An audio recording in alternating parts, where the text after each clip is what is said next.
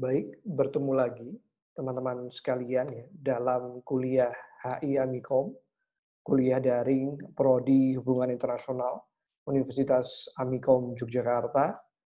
Kali ini pada kesempatan ya yang berbahagia ini kuliah HI Amikom akan mengetengahkan mata kuliah diplomasi ya, dan tema besarnya untuk kesempatan kali ini adalah diplomasi budaya.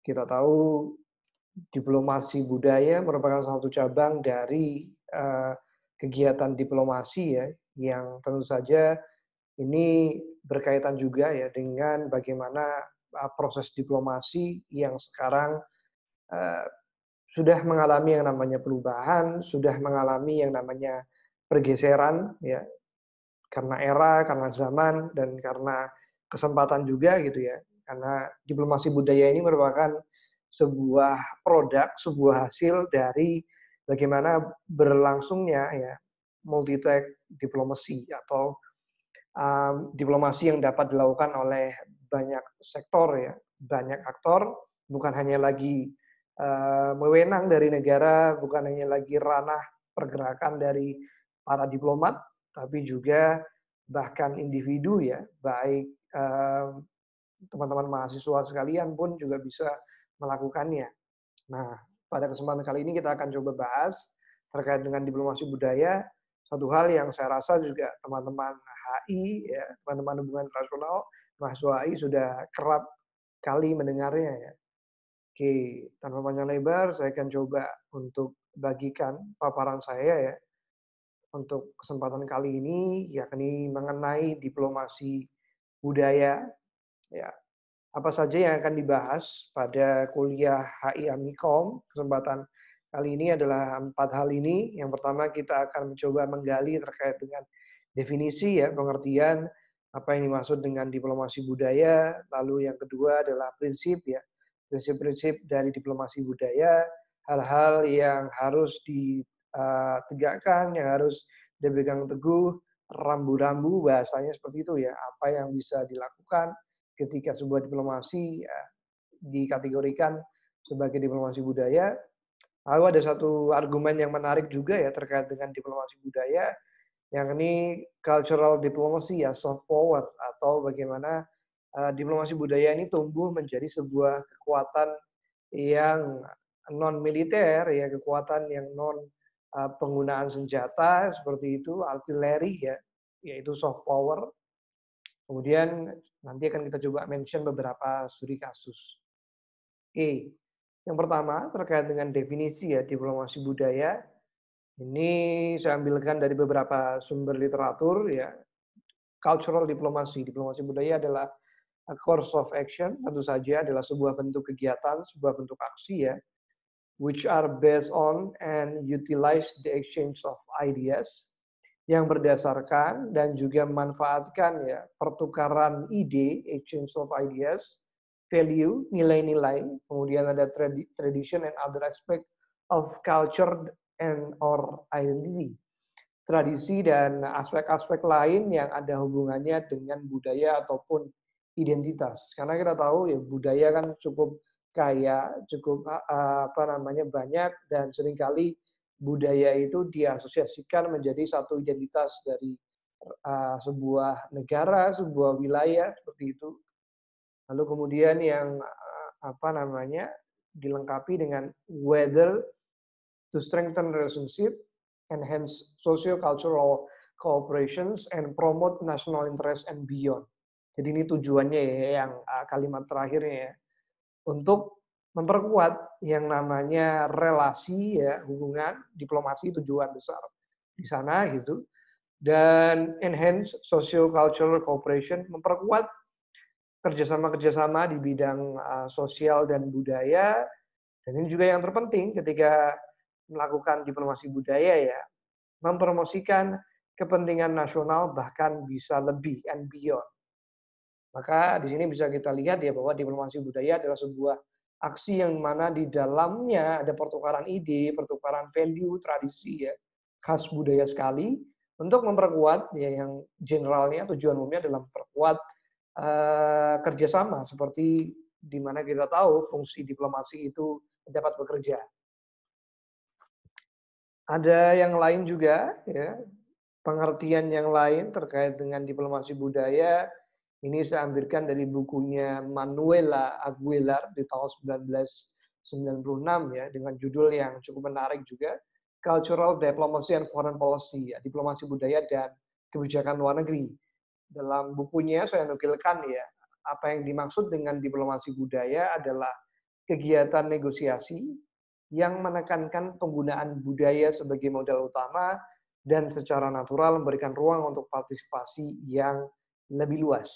Jadi kita balik lagi tadi ya ke persepsi awal ya, bagaimana sebenarnya diplomasi budaya adalah ya, sebuah kegiatan diplomasi, sebuah kegiatan negosiasi gitu.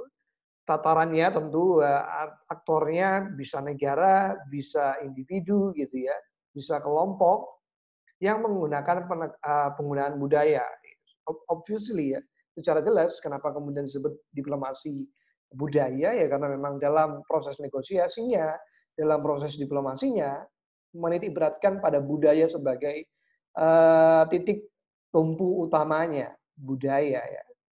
Dan tadi kita lihat juga bahwa di awal saya juga sempat bilang argumen saya bahwa ini diplomasi budaya merupakan sebuah bentuk atau sebuah produk ya hasil dari bagaimana multi track diplomasi itu berjalan, dan ini memang disebutkan oleh Aguilar ya, dibilang bahwa dan secara natural memberikan ruang untuk partisipasi, termasuk bagaimana kita bisa melihat bahwa diplomasi budaya ini ya, bukan lagi hanya ranahnya pada diplomat, kepada duta besar, kepada konsuler, atau bahkan menteri luar negeri, tapi diplomasi budaya ini memberikan ruang bagi siapapun, termasuk teman-teman juga bisa ya melakukan namanya diplomasi budaya gitu ya, karena penerapannya atau budaya yang dipahami secara sehari-hari itu dekat dengan kita ya, culture, idea gitu ya.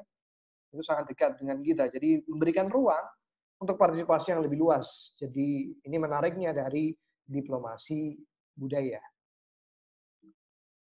Selanjutnya kita coba lihat prinsip ya.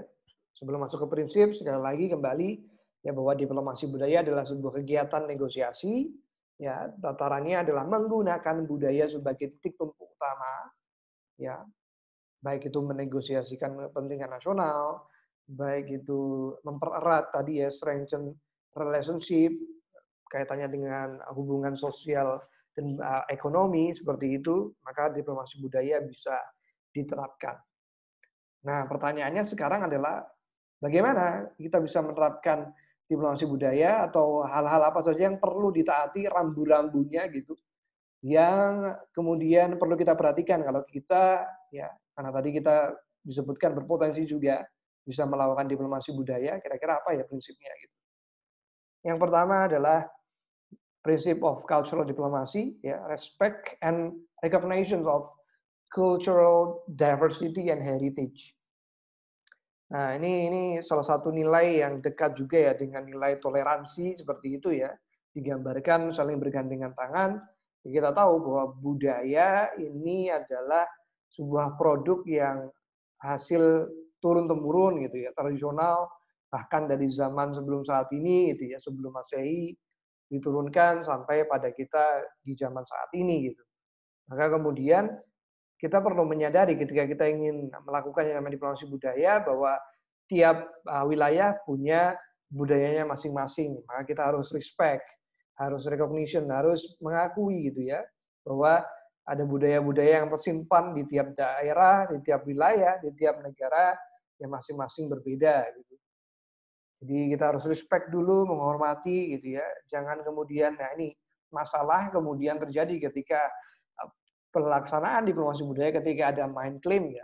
Ya, not to be mentioned negara tetangga kita ya, tapi ini seringkali terjadi. Maka kemudian prinsip pertama harus respect dulu, harus memahami bahwa memang budaya itu berbeda-beda dan tiap negara pasti punya roots, punya asal-usul yang perlu kita ketahui sebelum kita melakukan yang namanya diplomasi budaya. Prinsip yang kedua ini ya, dari diplomasi budaya, sebuah kegiatan yang dapat dikategorikan sebagai diplomasi budaya adalah ketika adanya global intercultural dialogue. Nah, ini teman-teman ini ranahnya ketika teman-teman HI ya kalau kita perhatikan gitu ya mahasiswa HI itu banyak sekali kegiatan-kegiatan yang kaitannya dengan pertukaran budaya gitu ya. Mungkin teman-teman dulu di SMA ya ada yang mengetahui ada kegiatan namanya apa namanya AFS ya.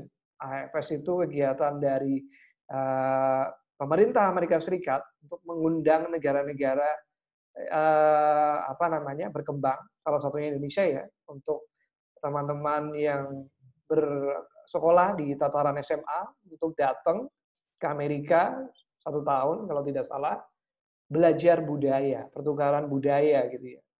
Nah, maka kemudian ini yang seringkali jadi menarik dan teman-teman HI pun juga banyak ya, conference ataupun kegiatan semacam ISEC, semacam banyak lah ya conference yang mengundang pertukaran budaya gitu ya. Satu negara mengundang banyak orang representasi dari tiap-tiap negara untuk berkumpul ya berdialog, bahasa kerennya gitu ya, berdialog, memberikan satu pemahaman sebagai upaya untuk memahamkan bahwa ya tadi nilai-nilai respect pada cultural heritage, respect kepada budaya masing-masing negara yang amat berbeda gitu.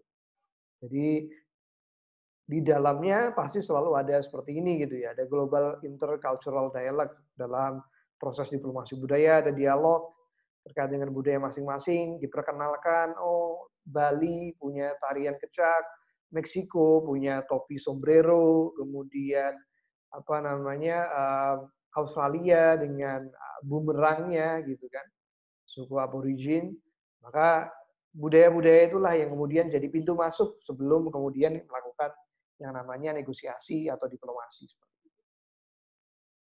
Dan yang ketiga, ya prinsip operasional diplomasi tentu ya justice, equality, and interdependence. Adil, ya, equal, sama rasa dan interdependence merdeka gitu ya. Bahwa tiap orang punya kebebasan untuk mengekspresikan budayanya gitu kan, dimanapun dia berada. Lalu ya hadirnya diplomasi budaya juga melihat dari bagaimana the protection of international human rights. Hak asasi manusia salah satunya adalah ya kita bisa lihat bahwa mereka bisa menjaga, menghormati kultur budaya yang ada yang memang sudah diwariskan dari leluhur gitu ya, dari zaman ke zaman. Maka diplomasi budaya hadir sebagai upaya untuk melindungi yang namanya human rights ya atau hak asasi manusia. Global peace juga gitu ya, karena dari apa namanya pertukaran budaya tadi kita bisa melihat dengan semua orang saling memahami, oh ternyata orang-orang Cina seperti ini dengan apa namanya ras dan lain sebagainya.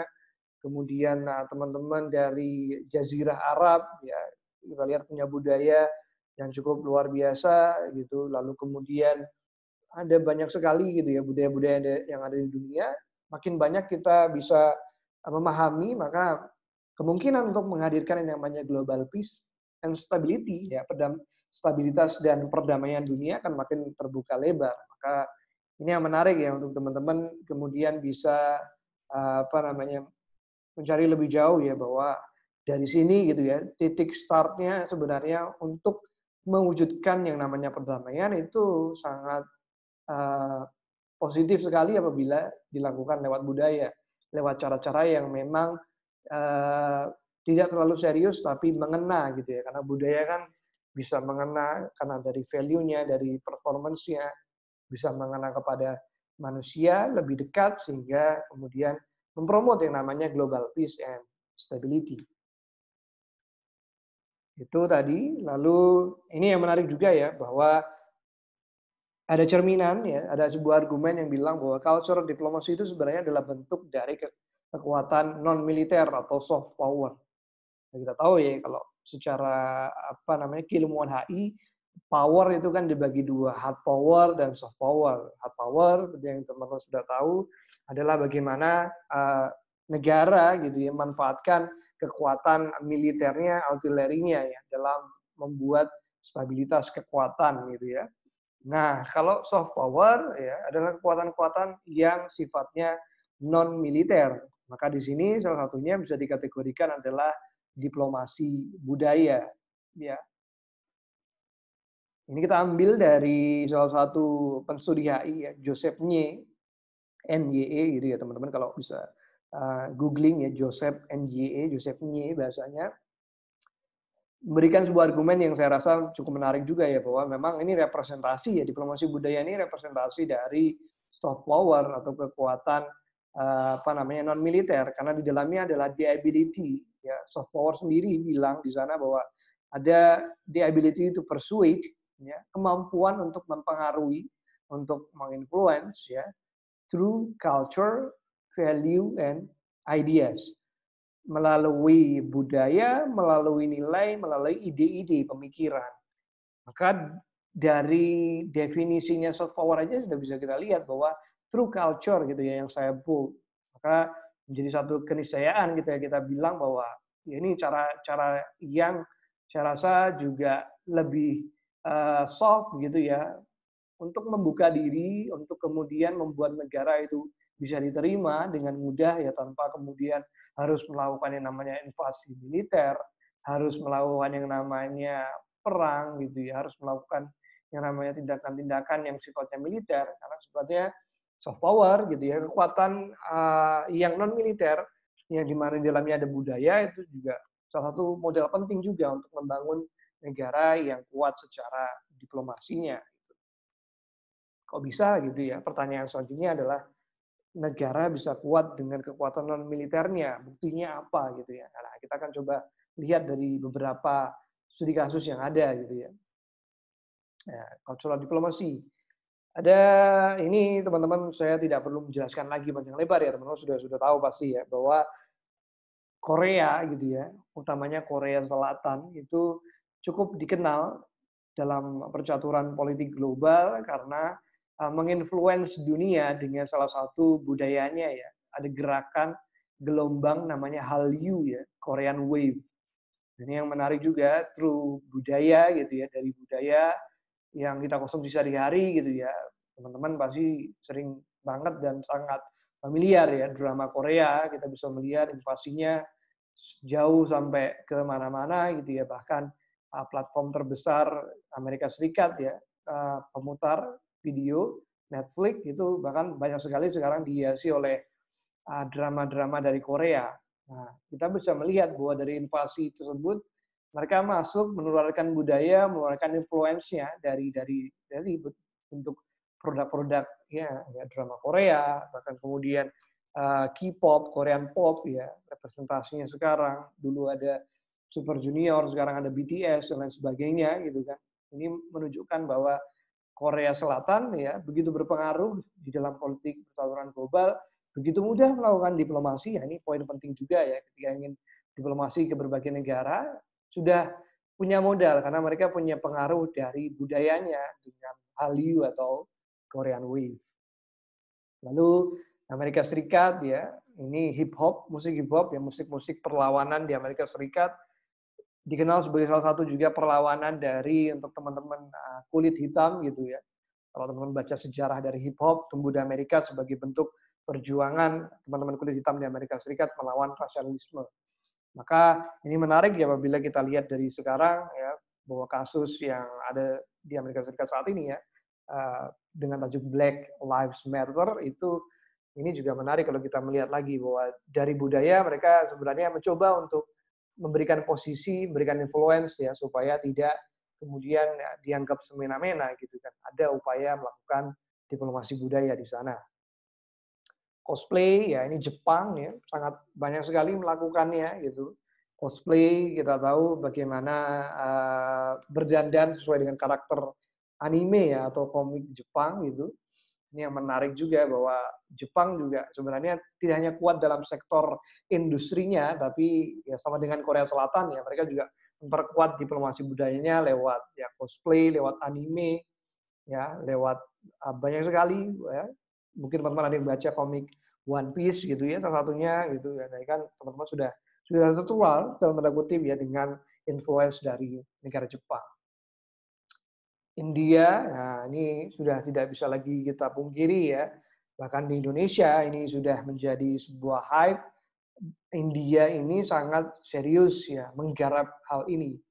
Eh, Terkait dengan diplomasi budaya, ya ini saingan ya dari Hollywood ya. India punya yang namanya Bollywood. Dari situ kemudian India dikenal dunia, dikenal secara global, dan kemudian menjadi salah satu saluran yang paling penting ya ketika India ingin melakukan diplomasi ya, pertukaran budaya, pertukaran apa namanya nota kesepahaman dan lain-lainnya seringkali dimulai dari bagaimana keterkenalan India dengan uh, diplomasi budayanya melalui film-filmnya ya atau Bollywood. Nah, teman-teman bisa melihat di sini kan banyak sekali film-film India yang diputar, bahkan salah satu aktornya ya terkenal di dunia ya. Ini Amir Khan, kalau teman-teman kenal ya, satu tokoh atau selebritis uh, film-film India ya yang cukup banyak film-film yang cukup baik ya. Cukup bagus juga, ada Three Idiot, PK, dan ini ada film judulnya Dangal ya, Amir Khan. Jadi India membuka diplomasinya sangat kuat sekali dengan yang namanya diplomasi budaya karena mereka serius ini menggarap Bollywood-nya.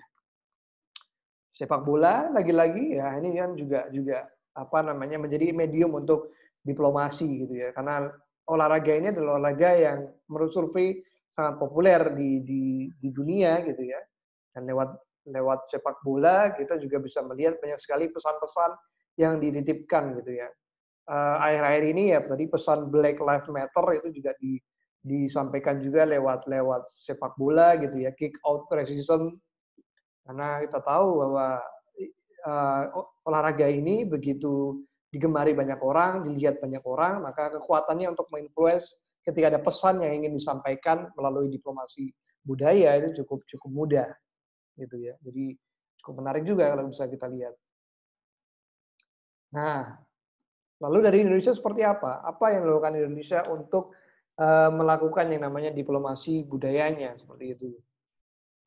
Batik tentu saja ya, sangat jelas bahwa Indonesia mempunyai kekuatan di batik ya, diplomasi budaya melalui batiknya.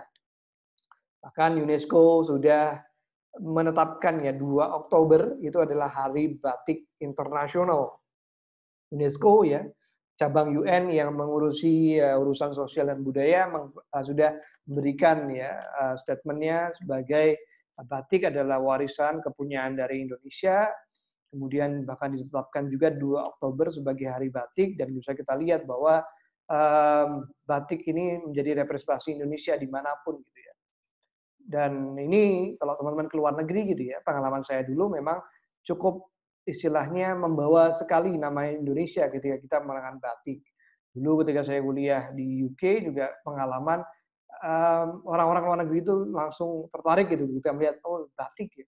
This is from Indonesia, right? Gitu kan. Oh ini dari Indonesia ya.